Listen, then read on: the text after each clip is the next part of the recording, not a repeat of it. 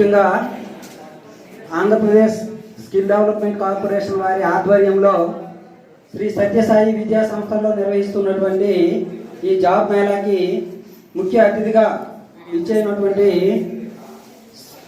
గౌరవ శ్రీ శాసనమండలి సభ్యులైనటువంటి విప్ విక్రాంత్ బాబు గారికి, అదేవిధంగా మన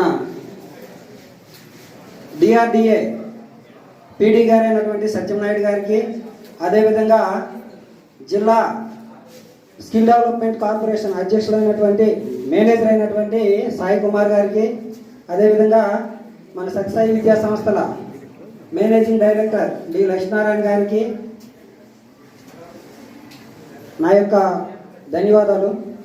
మరియు ఇక్కడికి విచ్చేసినటువంటి నిరుద్యోగ యువకులందరికీ కూడా నా యొక్క ఆశీస్సులండి.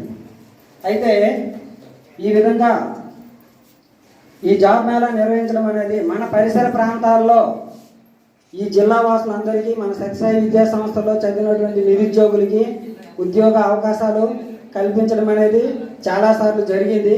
ఇది 20వ జాబ్ మేళా అండి.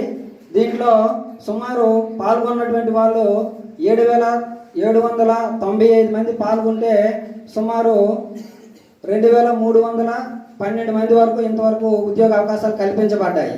అందుకు ఆంధ్రప్రదేశ్ స్కిల్ డెవలప్మెంట్ వారికి, ప్రభుత్వం వారికి మన అభినందనలు తెలియజేయాలి. అదేవిధంగా నెక్స్ట్